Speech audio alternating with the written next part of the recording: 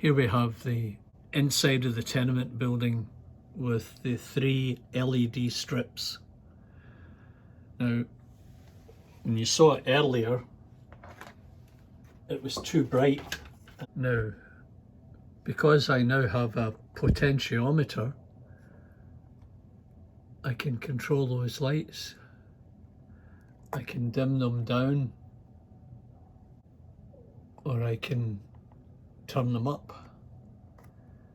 And I think in the case of a tenement building, the lighting would be pretty low. So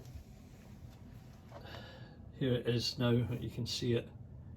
That's it, down to its lowest level, and there it's going up again to the highest.